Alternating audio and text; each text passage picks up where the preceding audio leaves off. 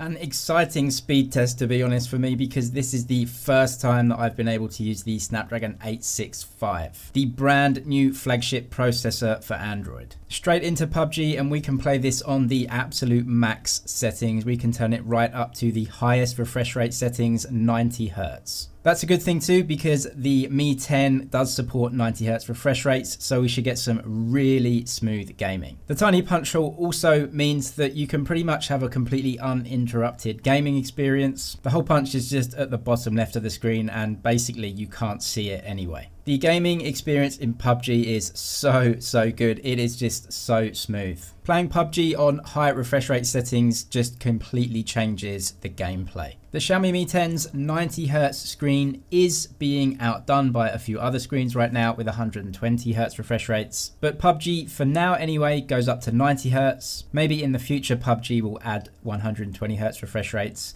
to the mobile game. But for now, the experience overall is so good. When it comes to opening apps and the speed of getting around the system, virtually all phones are going to be the same these days. Opening apps between one phone and another phone isn't much different, but you can see the animations, how smooth everything is. And something you won't be able to pick up on the video is the 90 Hz display on the Mi 10 versus the 60 Hz display on the iPhone 11 Pro. Usage between the two phones is so similar, with the full screen gestures on both Android and iOS now. And even the animations on the Mi 10 are very similar to the iPhones as well. I expect nothing less from a flagship phone with the brand new flagship processor. Face ID is a little quicker on the Mi 10, but it is just a 2D photo that it's scanning, and it is nowhere near as secure as what you get on iPhone's Face ID. But on the Mi 10, you also have an under-screen fingerprint sensor, which the iPhone doesn't have. This is an optical image sensor and not an ultrasonic sensor like you get on the Galaxy S20 series. Compared quickly to the Redmi K30 with the side-mounted fingerprint sensor,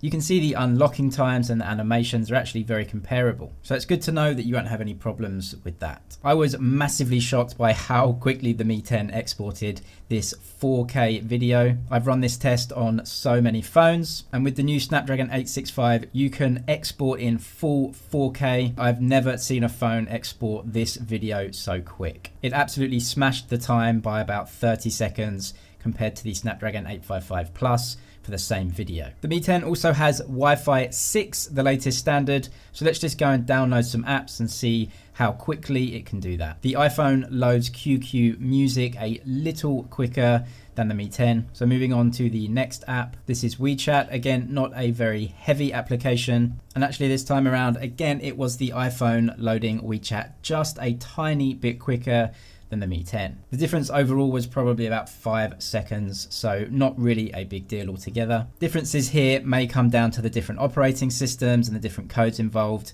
with giving these apps for iOS and Android. But anyway, let's do a quick Antutu test and let's see how good the Mi 10 is. The first Snapdragon 865 phone that I've been able to test with Antutu, and bang, it is the new leader. 537,000. It absolutely destroys all the other phones currently at the top of the list. Xiaomi have also added something called a vapor chamber. It is supposed to keep the processor and the phone in general much cooler during gameplay. They say this vapor chamber is twice as big as anything else out there. I played lots of games back to back and I didn't feel the phone getting too hot at all. I don't think overheating is a problem in any phone, but anything that can help the processor keep cool and prevent it from throttling is definitely a good thing. The stereo speakers on this phone also make it such a good phone for playing games. It improves the experience considerably.